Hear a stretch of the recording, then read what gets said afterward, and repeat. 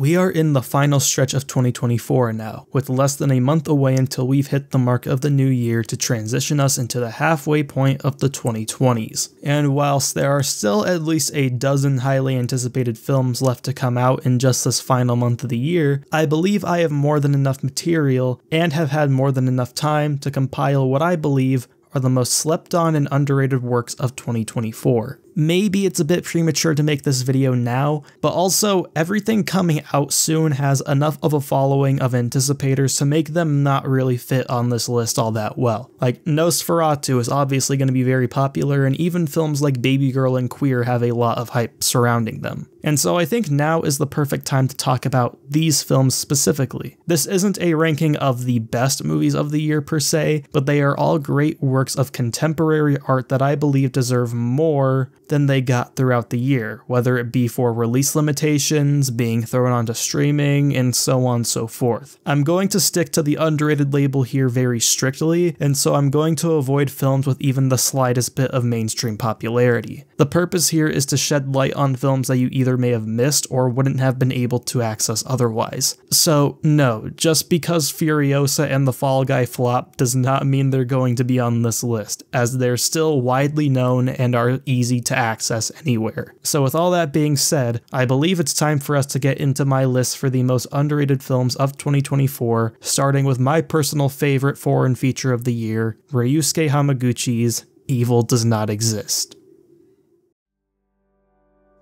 I am somewhat cheating with this inclusion here, hence why I'm starting the video off with this one, as Evil Does Not Exist is technically labeled as a 2023 release, but since practically nobody was able to actually see it until 2024, aka me, I decided to include it as a 2024 release. Kinda like Sing Sing for many other people, as there's really no reason why a movie that wasn't widely released until 1 year is labeled as a release for the prior year. I'm sorry, but that just grinds my gears. So yeah, we're counting it as a 2024 movie. I was excited for this film for a rather long time due to the fact that Ryusuke Hamaguchi's Drive My Car was my favorite film of 2021 and just one of my favorite films of all time in general. It's a deeply moving picture that, despite its long runtime and minimalistic dialogue, goes by faster than most films only half its length. It's done a lot for me in life since I watched it, and I also found it as one of the most fascinating approaches at adapting a revered author's material. So when I finally got the chance to watch Evil Does Not Exist at my local art house theater, I jumped at the chance immediately and purchased my ticket. From the moment it began, I knew it was going to be a unique experience, and that's exactly how I had left the theater feeling. It's very much like a visual orchestra, as the diegetic silence or non-diegetic ambient score tells you more than the characters and their actions ever could. Of all films released this year, it's the one where the music feels the most integral, as you wouldn't really know what to feel or think without it. It has an uncanny feeling to it due to the fact that for most of the film, nothing particularly out of the ordinary happens. Nothing sinister goes on, and yet you can never entirely shake off the feeling that something is off, even if you still don't entirely know what that something is until the last scene hits. It definitely doesn't hold your hand and is something you need to experience for yourself so that you can make of it what you will. It's a feel-over-thought work of art that I don't think I've experienced in a similar vein before. Very incisive, very naturalistic, and very human. I recommend this for everybody, even if it may not be your cup of tea. Ryusuke Hamaguchi is one of our greatest living artists, and so this film should not go under the radar. And that's Evil Does Not Exist, so let's move on to our next film, another film from Japan, Kiyoshi Kurosawa's Chime. Kiyoshi Kurosawa is one of our most prolific voices when it comes to the world of horror in Japanese cinema. And whilst he's actually released 3 separate films this year alone, I unfortunately have only been able to access his first and shortest of the 3 in Chime that was released back in the summer.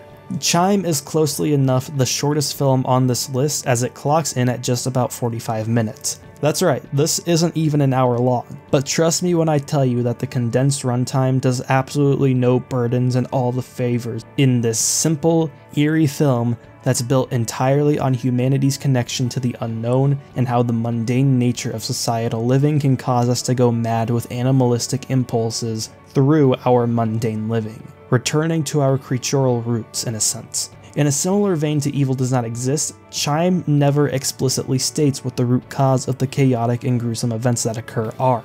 All of it is audibly symbolized by a simple sound, a wind chime. A chime that brings about an increased sense of dread, fear, and impulse. I would hate to spoil the events of this film as it is quite the unnerving experience. For a 45-minute film, it does move rather slowly due to its simplistic narrative that focuses on silence and mundanity to build suspense and uneasiness. It's one of the few horror movies released this year that's actively gotten me to feel goosebumps, and I think that alone makes it worth a watch. Considering you're wasting practically no time with it anyway, why not give it a shot? Of course it has many differences, but in ways I feel like it may be a spiritual successor to that of Kiyoshi's earlier work. If you love Cure and Pulse, there's no reason why you wouldn't enjoy this either. Funnily enough, another film I often find myself comparing it to is Wim Wenders' Perfect Days. Not because they're thematically similar or in the same genre, because they couldn't be further away, but more so because of the fact that they're two films released relatively close to one another with a similar crux that's flipped on its head in a way that makes Chime feel like the antithesis to Perfect Days. It's a weird comparison, and maybe I'm an idiot for making it, but it truly is a fascinating experience with a lot to look into. I plan on talking about it more when I see Kiyoshi's other two films from this year, so I can make a video on them all together, but I do hope you guys have enough reason to watch it now. It's the best horror film of the year with fantastically old school low budget direction that I think is really nailed here. Kiyoshi is a master of suspense and a master of horror in general, and that's enough of a reason for you to give this a watch, aside from the fact that you are wasting absolutely no time by watching it. And that is Kiyoshi Kurosawa's Chime. So now let's move on to a film that I think many of you may not have heard of, or may not have, found the interest to watch, and that is Rap World.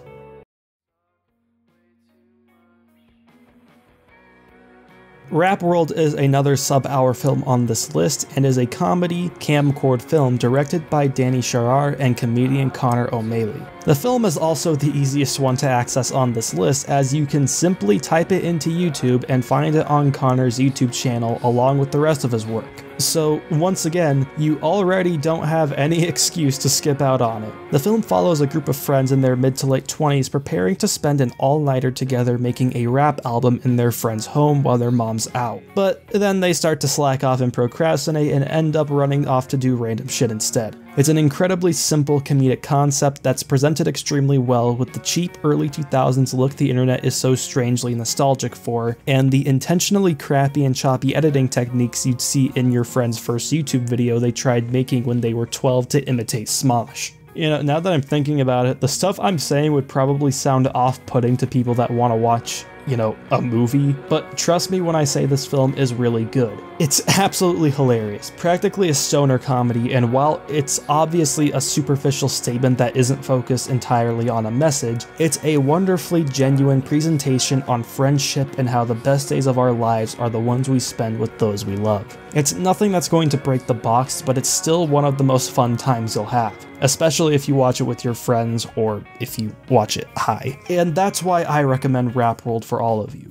I genuinely cannot think of any reason why anybody wouldn't enjoy this. Like, this is something that I think anyone at all can watch and just have a good time with. So once again, go watch it on YouTube. In fact, fuck it, I'll put the link in the description down below so you can all watch it, because it's on YouTube. And that's Rap World, so now let's move on to a more recent release in theaters, but a film that I actually got to see back in January. We have Jesse Eisenberg's A Real Pain.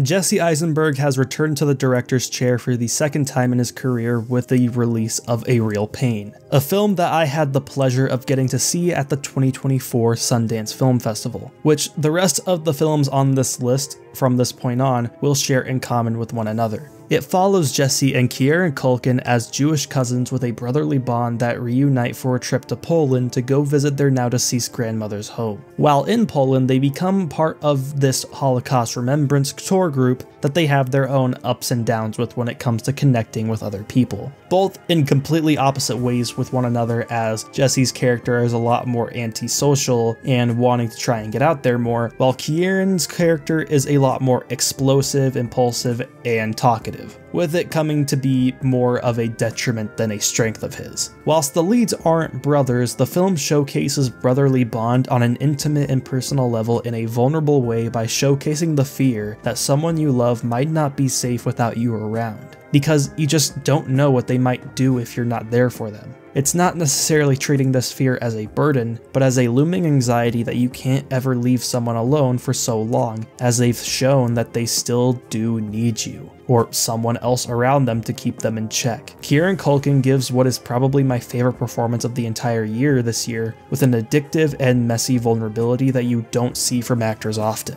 He's beautifully comical just as much as he is incisively sympathetic. If there's one reason to watch this film, it's him. And that's not to lower Eisenberg's work here either, as he showcases a competence both as a director and screenwriter that's really impressive in the dramatic sphere. His dialogue is a bit Sorkin-speakish, but with these two actors in the lead spot, I think it works rather well. It's a small-scale, personal tale of brotherhood and heritage that is a quick watch that's well worth a visit. And I will be jumping for joy when Culkin hopefully gets an Oscar nomination for this film here. So yeah, watch A Real Pain please, it is one of the best dramas of the year. Jesse Eisenberg really surprised me here, and Kieran Culkin is amazing. And that's A Real Pain, so let us move on to another comedy released this year, Sean Wang's Didi. So, funny story actually, when I was in line for the premiere of this film back in January, the line was rather long for the pass holders, and a young man later on, along with a young lady, showed up after some time and started walking to the door past the line. An old man behind me shouted at the man, "Hey, get in line like the rest of us," before the young man, who turned out to be the director of the film, Sean Wang, and the young lady being his producer, turned around to look at him, flashed their filmmaker badges, then walked right back inside. What a day, man. What a day. And by the way, that dude did not speak at all ever again for the rest of that line wait. Like, I did not hear him once past that point, and he was loud before then. Didi might actually be the most well-known film here, maybe, as it did garner quite a bit more in terms of theatrical release compared to the other films on this list. And it's a lot more accessible on streaming. It also won the Sundance Audience Award as one of the most buzzed about indie films of the year, so yeah, it was pretty popular. This is the directorial debut of Oscar-nominated filmmaker Sean Wang, and the debut for plenty of young actors here, as well with a breakthrough performance from Isaac Wong that shoots up there as one of the best coming-of-age leads in my eyes. The film covers a usual coming-of-age tale in the MySpace/early Facebook age, with an obsession over videography and filmmaking. It's culturally handheld with its Asian American roots, as the film, as stated by director Sean Wang, is almost a direct biographical take on his own life. It's actually getting kinda concerning the more I think about it that these contemporary coming-of-age films are slowly making their way to covering my generation, and you know, I don't know, that's going to be quite the interesting era when we reach it. I think the film captures the nostalgia of the early social media and video sharing days very well without ever feeling out of touch and pandery. It's only a slight aspect of the film that makes the period believable whilst also carrying the side theme of the main character's love for filmmaking slowly bubbling up. It's hilarious but shockingly emotional as well, with a dramatic and angsty focus on the relationship between the lead and his mother, who is beautifully bellied by Huan Chen, who should, in all honesty, be sweeping every award show this upcoming season, but unfortunately won't. It shows the disconnect between parent and child while still reminding us that regardless of the misunderstandings of adult and youth, we still exist for each other's sake. And even if it may be difficult, that love will never go away. It doesn't do anything particularly bold, but it offers itself as a soulful voice for Asian American youth whilst also offering plenty of universal themes and relatability that I believe anyone can connect with, as well as some great laughs and pulling performances. It's a simple coming-of-age drama that checks all the boxes and much more, and I think that makes it more than worth all it's gotten. And that is Didi, one of my favorite films of the year. So now we'll be moving on to a more heavy film with Exhibiting Forgiveness. Keeping up with the biographical themes, Exhibiting Forgiveness by Titus Kapar is arguably one of the most painfully honest and emotionally vulnerable films of 2024. Considering the fact that the film follows an exhibition painter and the director is also originally a painter who just became a filmmaker, it's safe to see a lot of the personal relationships put forth into the film. We follow Andre Holland as a young painter who hasn't seen his father in many years after an abusive and rocky history with him, but one day meets him again as what he claims to be a new man. Of course, considering the emotional trauma weighing on the artist's mind and body, it's difficult to accept this change as sincere and not just an attempt to right wrongs that can never be changed. It's brutal and unforgiving with an electric and hole-digging Andre Holland, bringing forth a harsh truth that some sins can just not be forgiven, and some trauma runs too deep to ever be let go of. It may not always be the most mature way to view things, but who can say we're wrong for feeling this way? Not only are we hurt, but someone we love was hurt as well. And so while I can forgive what was done to me, I will never forgive the actions that were committed to someone else. Blood only runs so deep, and the only escape to have from this reality is the art created to turn this trauma into strength, into beauty, into a connection. It is a beautiful and harsh glimpse into a reality that I honestly felt way too much on a personal level. So please, watch Exhibiting Forgiveness if you get the chance when you get it. You will not be disappointed. This is one of the most emotionally heavy films of the entire year for me. And keeping up with the emotional themes for our final film on this list, we have Ghostlight. There are plenty of films that try to push the idea that life imitates art, but the way I prefer to describe such a thing is how art can represent events in our lives that remind us of our humanity. For at the end of the day, all art is a reflection of life in one way or another. It is an expression of ourselves, an expression of our humanity, of our experiences, and our views. And I don't think any film from this year showcases this better than Alex Thompson and Kelly O'Sullivan's Ghostlight, a family drama that follows a construction worker who gets pulled into a lowly theater class to perform a rendition of Romeo and Juliet, which soon makes him begin to see the play as reflecting the tragic events that have befallen his own family in the past. It is a deeply moving film on our need and connection with art, how it can bring us together and create a form of communication and understanding and forgiveness that we can't express through words alone, and how it can make us discover things about ourselves that we didn't see before, as if it were a form of healing. With a cast and crew with a deep theater background, the love for the craft is carefully presented with a harrowing and spiritual beauty that connects the soul to the stage. Of all films here, I think it may be the most rich in its dramatic presentation, and to bring up another film I brought up before, I'd recommend to all of those that loved Ryusuke Hamaguchi's Drive My Car, as I think they share a lot of themes and ideas that resonated with me a lot, and could do as well for a lot of you as well. It sharpens an incisive familial bond through artistic cooperation and is, in my eyes, one of the best films of the year and certainly one of the most underrated as well. Ghostlight, just as every other film on this list, is absolutely wonderful and is well worth a watch. I think everyone should give every film on this list a chance. I tried to keep it as, varied as possible, but I ended up kind of just mostly going for dramas. But these were the films that I ended up remembering and connecting with the most over time, that I also felt, kind of fit into the whole theme of this video, which is films that are very underrated that a lot of people probably haven't seen. I wanted to try and make this video longer, but a lot of the films that I wanted to watch in preparation for it just aren't available.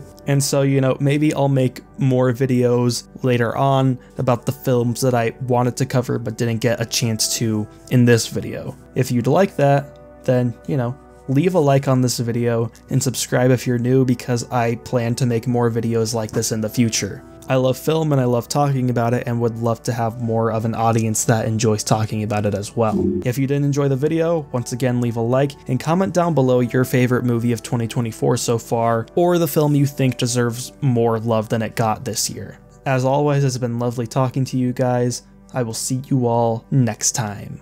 Have a wonderful, wonderful day.